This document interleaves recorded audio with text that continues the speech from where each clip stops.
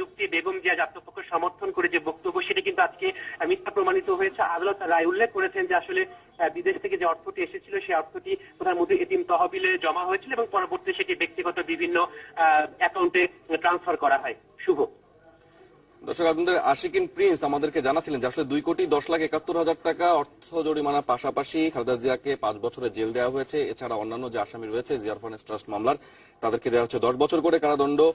Ashikin Prince যারা এই মুহূর্তে আমাদের সঙ্গে যুক্ত হয়েছেন তাদের জানার জন্য মূলত এই তথ্যটি আমি সরবরাহ করছি। প্রিন্সের কাছে আমার আরেকটি প্রশ্ন রয়েছে যে প্রিন্স, এর পরে আসলে আইনি কার্যক্রমগুলো কি হতে পারে? আজকেই তিনি উচ্চ আদালতে আপিল ফাইল করবেন কিনা সে বিষয়ে কিন্তু আইনজীবীরা এখনো আমাদের কিছু জানা নেই। হয়তো বা এই বিষয়ে বেগম জিয়ার সঙ্গে তারা কথা বলছেন এবং এখন একটি নিয়ম রয়েছে যে সার্টিফাইড কপি পাওয়ার 1 মাসের মধ্যে উচ্চ আদালতে আপিল করার একটি নিয়ম রয়েছে, বিধান রয়েছে। সেই হিসেবে হয়তো বা বেগম জিয়া উচ্চ আদালতে আপিল করবেন, তিনি আপিল দায়ের করে হয়তো বা তিনি জামিন চাবেন। তবে আজকে কিন্তু বেগম জিয়াকে জেলে যেতে হচ্ছে এবং আজকে হয়তো বা আর কিছুক্ষণের মধ্যে উচ্চ আদালতের কার্যক্রম শেষ হয়ে যাবে। সেক্ষেত্রে আপিল দায়ের করা কতটা সম্ভব হবে সেটি কিন্তু একটি প্রশ্ন সাপেক্ষ বিষয় এবং এরপরে যদি সার্টিফাইড কপি পাওয়ার পরে 1 মাসের মধ্যে তিনি আপিল করবেন, আপিলের পরে আপিলের হিয়ারিং হবে, এরপরে আদালত উচ্চ হাইকোর্ট বিভাগে একটি রায় দিবেন। সেই রায়ে কোনো পক্ষ যদি সংক্ষুব্ধ হয় তাহলে কিন্তু সেই পক্ষকে আপিল বিভাগে দেওয়ার একটি সুযোগ রয়েছে। সেটি কিন্তু অনেক দূরের বিষয়। আসলে উচ্চ আদালতে অর্থাৎ হাইকোর্ট বিভাগে কিভাবে নিষ্পত্তি হবে তার উপরে নির্ভর করবে আপিল বিভাগে কোনো পক্ষ যাবে কিনা। তবে এখন এটি খুবই গুরুত্বপূর্ণ বিষয় যে এই বছর নির্বাচনের বছর বেগম জিয়া এই আসন্ন সাধারণ নির্বাচনে অংশ নিতে পারবেন কিনা সে বিষয়ে আমরা যারা এর আগে যখন বিভিন্ন আইনজীবীদের সঙ্গে কথা বলেছি, এক আইনজীবী কিন্তু ভিন্ন মতামত দিয়েছেন। কেউ বলেছেন যে বেগম জিয়া এই সাজাটা যদি উচ্চ আদালত স্থগিত করে দেয় তাহলে হয়তো বা বেগম জিয়া নির্বাচনে অংশগ্রহণ করতে পারবেন। অনেকে বলেছেন যে নির্বাচনে অংশগ্রহণ করতে হলে আপিল ফাইলের পরে উচ্চ আদালত থেকে নির্দেশনা দেওয়া হবে যে আসলে বেগম জিয়া নির্বাচনে অংশ নিতে পারবেন কি পারবেন। অনেকে বলেছেন যে বেগম জিয়ার যে 2 বছরের অধিক, অর্থাৎ আপনি জানেন যে সংবিধানের 66 ধারায় বলা আছে যে কোনো ব্যক্তি যদি 2 বছরের বেশি নৈতিক অপরাধে নৈতিক স্খলনজনিত কোনো ফৌজদারি অপরাধ দণ্ডিত হয়ে থাকেন তাহলে তিনি সাজা খাটার 5 বছরের মধ্যে নির্বাচনে অংশ নিতে পারবেন কিনা। এখন প্রশ্ন যে দুদকের পক্ষ থেকে যে মামলাটি করা হয়েছিল পরবর্তীতে এই মামলা যে সাজা হলো বেগম জিয়া, এতে এই সাজাটি নৈতিক স্খলনজনিত হিসেবে গণ্য করা হবে কিনা সে বিষয়ে আইনজীবীরা বলছেন যে এটি পুরোপুরি নির্বাচন কমিশনের বিষয়। নির্বাচন কমিশনই ব্যাখ্যা দিবেন যে আসলে এই অপরাধটি যে অপরাধটি সাজা দেওয়া হলো সেটি নৈতিক স্খলনজনিত অপরাধ কিনা। শুভ প্রিন্স, আপনাকে অনেক ধন্যবাদ আমাদের সঙ্গে যোগ দেওয়ার জন্য। আপনি আমাদের সাথেই থাকুন। আমি দর্শকদেরকে একটু জানাতে চাই পুরো মামলাটি বিষয়ে। মামলাটি আসলে জিয়া অরফানেজ ট্রাস্ট মামলায় খালেদা জিয়ার বিরুদ্ধে মামলাটি আসলে 2008 সালে দুদক মামলাটি করেছিল এবং তারপরে 2014 সালে বিষয়টিতে অভিযোগ গঠন করা হয় এবং এরপরে সেই মামলার আসামি করা হয়েছিল মোট 6 জনকে, যার মধ্যে খালেদা জিয়া ছিলেন প্রধান আসামি এবং বাকি 5 জন, তারেক রহমান সহ বাকি 5 জন, যাদের মধ্যে রয়েছেন সাবেক এমপি কাজী সলিমুল হক, সাবেক প্রধানমন্ত্রীর মুখ্য সচিব কামাল উদ্দিন সিদ্দিকী, ব্যবসায়ী শরীফুদ্দিন আহমেদ এবং মমিনুর রহমান। এদের প্রত্যেকেরই কিন্তু 10 বছর করে কারাদণ্ড ঘোষণা করেছেন আদালত। আর এই বেলা 2টার দিকে 632 পৃষ্ঠার এই রায়টি সারাংশ পড়া শুরু করেন রাজধানীর বকশীবাজারে স্থাপিত বিশেষ জজ আদালতের বিচারক। এর আগে 2:45 আদালতে পৌঁছান এই মামলার প্রধান আসামি খালেদা জিয়া। তবে আদালতে ঢোকার মুখে বিএনপি পন্থী আইনজীবীরা বিক্ষোভ করেন আর এরপরে চানখারপুলে পুলিশের সাথে এক ধরনের ধাওয়া পাল্টা ধাওয়া হয়েছে বিএনপি নেতাকর্মীদের মধ্যে। আর হলি ফ্যামিলি হাসপাতালের সামনে পুলিশের দিকে ইট পাটকেল ছোড়ারও একটি অভিযোগ এবং ঘটনা ঘটেছে। পরে কাকরাইলে পুলিশের সাথে ধাওয়া পাল্টা ধাওয়া হয় এবং এই পরিস্থিতি নিয়ন্ত্রণে পুলিশ কিন্তু টিয়ার শেল ছুড়েছিল। আমি এই মুহূর্তে প্রিন্সের সঙ্গে আরো একটি বার কথা বলতে চাই। প্রিন্স কি শুনতে পাচ্ছেন আমাকে? আমরা আশিকিন প্রিন্সের সঙ্গে পরে যোগাযোগ করছি। তো মাসুদুর রহমানের সঙ্গে যোগাযোগ করতে চাই। মাসুদ, এই মুহূর্তে আদালতের বাইরে, আদালত প্রাঙ্গণের বাইরে আসলে চিত্রটি কেমন? সেখানে আদালতের আইনজীবীদের এক ধরনের বিক্ষোভ চলছিল, বিক্ষোভ করছিলেন তারা, এখনো কি সেটি অব্যাহত রয়েছে? আসলে যে বিক্ষোভটি চলছিল সেটি এখন আপাতত নেই।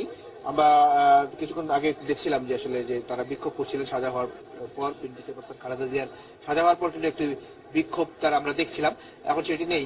আর একটি বিষয় বলি যে আসলে এটি মূলত আত্মসাৎ করেছেন কিনা এমন অভিযোগ থেকে যে যুক্তি দিয়েছিলেন বিএনপি চেয়ারপারসনের আইনজীবীরা বলেছিলেন যে তিনি টাকাটি খরচ করেননি, এটি কিন্তু কোনো যুক্তিতে আটকাতে পারলেন না। আদালত বলেছেন যে যে এটিএমের টাকার জন্য টাকাটি এসেছিল সেই টাকার আত্মসাৎ হয়েছে এবং সেটির সাথে বিএনপি চেয়ারপারসন মাসুদ, আপনি আমাদের সঙ্গে থাকুন। আমরা একটু বিএনপি নয়াপল্টন কেন্দ্রীয় কার্যালয় থেকে ঘুরে আসতে চাই। সেখানে আসলে সংবাদ সম্মেলনে কথা বলছেন রুহুল কবির রিজভী, সিনিয়র যুগ্ম মহাসচিব বিএনপি। আমরা সেখানে সরাসরি চলে যেতে চাই। আমরা চরিতার্থ হতে দেখলাম। আমরা এই প্রতিশোধ, প্রতিহিংসার ভয়ঙ্কর স্বরূপটি দেখতে পেলাম এই বিচারের রায়ের মধ্যে দিয়ে। প্রধানমন্ত্রীর ব্যক্তিগত আক্রোশের প্রতিফলন দেখলাম এই রায়ের মধ্যে দিয়ে। বন্ধুরা আমার, একজন বিধবা নারী, সন্তান হারা একজন নারী, এক সন্তান অসুস্থ অবস্থায় বিদেশে অবস্থান করছেন, পরিবার পরিজনহীন, 9 বছরের নিষ্ঠুর নির্যাতনের মধ্যে ক্ষতবিক্ষত করার পরেও অসাধারণ ধীশক্তি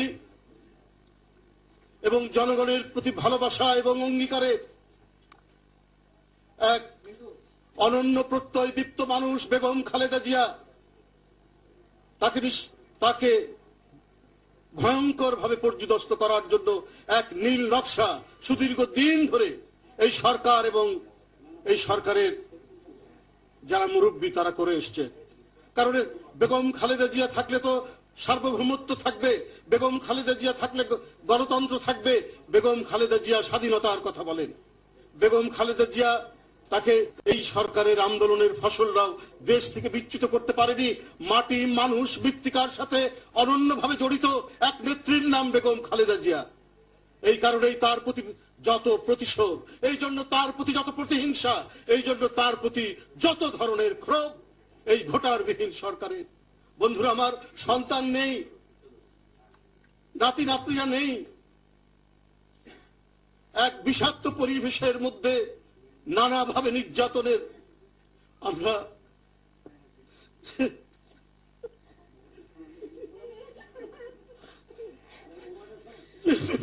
আমরা দেখলাম।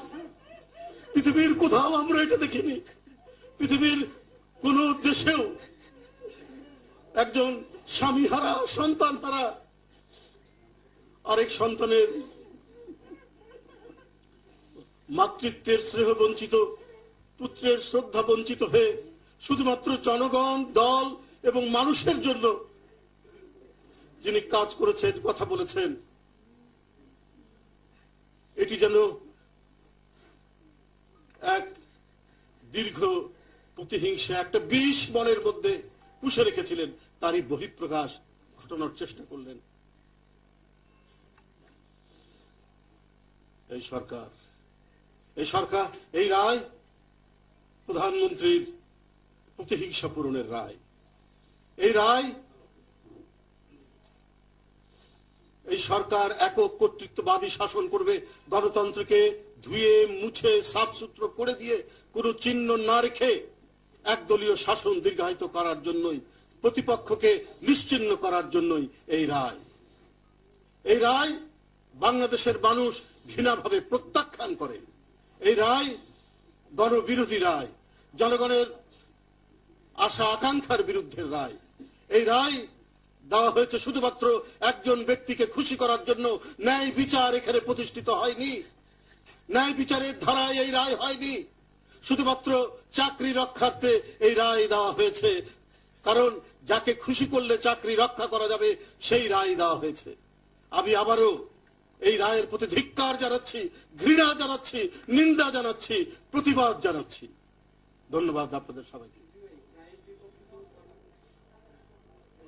আমরা আগে থেকেই বলেছি, আমরা গণতন্ত্রের আওতার মধ্যে, চৌহদ্দির মধ্যে আমাদের নেতাকর্মীরা প্রতিবাদ করবেন।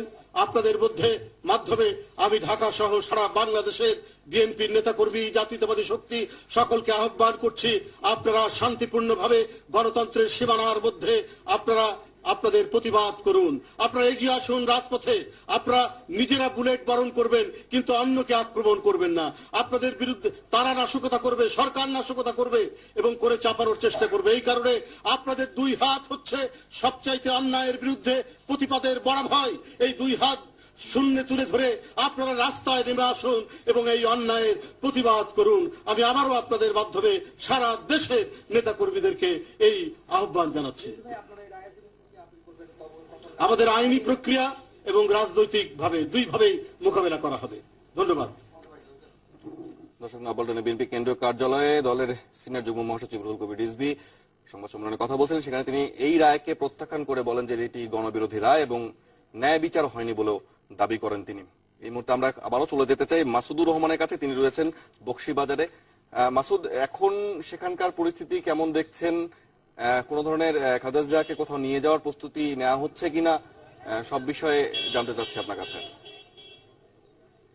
শুভ, আসলে আমরা এখন পর্যন্ত যেটি আমরা সূত্র থেকে জানতে পেরেছি, বিএনপি চেয়ারপারসন বেগম খালেদা জিয়াকে পুরান ঢাকার কেন্দ্রীয় কারাগারে যে ডে কেয়ার সেন্টার আছে সেখানে নিয়ে যাওয়া হবে বলে আমরা আমাদের বিভিন্ন সূত্র থেকে নিশ্চিত হয়েছে। সেখানেই তাকে নেওয়া হবে এমনটি জানিয়েছেন আমাদের সোর্স থেকে আমরা এতটুকু জানতে পেরেছি আপাতত। আর এখন কিন্তু যে ভেতরে বিএনপি চেয়ারপারসনের আইনজীবীরা আছেন তারা কিন্তু এখনো বেরোননি, তারা এখনো ভেতরেই আছেন। আগে সম্ভবত বিএনপি চেয়ারপারসন বেগম খালেদা জিয়াকে বের করা হবে, তারপরে হয়তো আমরা আনুষ্ঠানিকভাবে তাদের একটি বিবৃতি পেতে পারি।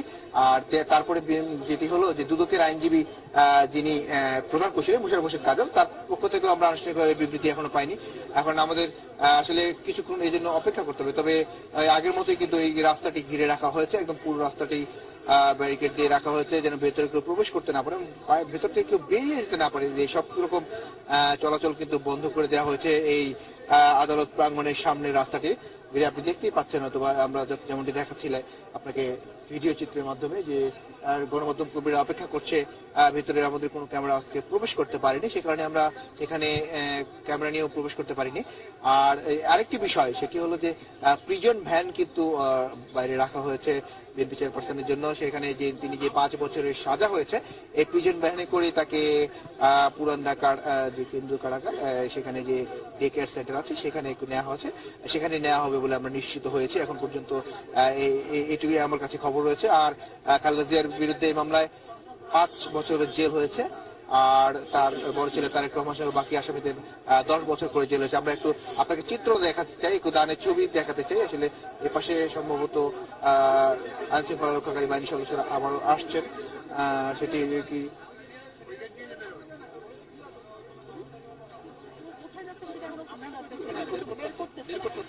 আসলে বিএনপি চেয়ারপারসনকে বের করা হচ্ছে। আমরা এটা জানতে পারলাম মাত্রই যে বিএনপি চেয়ারপারসন খালেদা জিয়াকে আদালত প্রাঙ্গণ থেকে বের করা হচ্ছে। আমরা দেখানোর চেষ্টা করছি, আসলে দেখাতে পারবো কিনা আসলে সে পর্যন্ত আমরা আমাদের ক্যামেরা পৌঁছাতে পারিনি। সেখানে ক্যামেরা নিয়ে আজকে মূলত নিষিদ্ধ করা হয়েছে। তো আদালত প্রাঙ্গণ থেকে বিএনপি চেয়ারপারসনকে বের করে আসলে কারা অধিদপ্তরের সামনে দিয়ে পুরান ঢাকার কেন্দ্রীয় কারাগারে যাওয়ার পথে একটি রাস্তা রয়েছে, যে রাস্তাটি দিয়ে সম্ভবত বিএনপি চেয়ারপারসন খালেদা জিয়াকে কেন্দ্রীয় কারাগারের পুরন যে ডে কেয়ার সেন্টার সেখানে হয়তো সম্ভবত সেখানে নেওয়া হবে। আমরা চেষ্টা করছি আসলে দেখানোর জন্য যে বিএনপি চেয়ারপারসন খালেদা জিয়াকে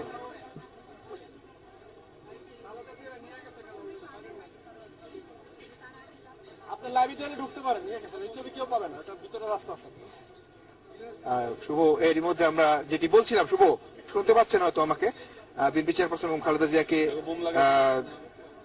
যে কেন্দ্রীয় কারাগারের ডে কেয়ার সেন্টার সেখানে নিয়ে যাওয়া হয়েছে, ডে কেয়ার সেন্টার, এবং সেই কারা অধিদপ্তরের সামনে যে একটি রাস্তা রয়েছে সেই রাস্তার মধ্যে ভিতর দিয়ে তাকে সেই কারা অধিদপ্তরে ডে কেয়ার নেওয়া হয়েছে। এটি বেশ কয়েকদিন যাবতীয় এটি সংস্কার করা হচ্ছিল। সেই সংস্কারের পর আজকে সেখানে তাকে তোলা হলো এবং যে 5 বছরের জেল জীবন তার আজকে শুরু হলো। এখন দেখার বিষয় আসলে বিএনপি চেয়ারপারসন বেগম খালেদা জিয়ার রায়ের কপি পাওয়ার পর এটি নিয়ে তিনি উচ্চ আদালতে যান কিনা, এটি আসলে তার আইনজীবীরা হয়তো বের হলে আমরা আপনাকে আনুষ্ঠানিকভাবে জানাতে পারবো যে তারা আদালতে কখন উচ্চ আদালতে যাবেন কিনা, এটি আমরা আনুষ্ঠানিকভাবে তখন জানাতে পারবো। আর বিএনপি চেয়ারপারসন বেগম খালেদা জিয়াকে আপাতত ঢাকা কেন্দ্রীয় কারাগারের যে শিশুদের জন্য ডে কেয়ার ছিল তার পাশে ডিআইজি প্রিজনের যে জায়গাটি সে পাশে একটি ডেকে রয়েছে, সেখানে আপাতত তাকে রাখা হয়েছে। এর মধ্যে কারাগার আদালত থেকে বের করে ভিতরের রাস্তা দিয়ে তাকে নিয়ে যাওয়া হয়েছে। সেই ছবিটি আমরা কেউই ধারণ করতে পারিনি, সেখানে আমাদের ক্যামেরা প্রবেশ নিষেধ ছিল।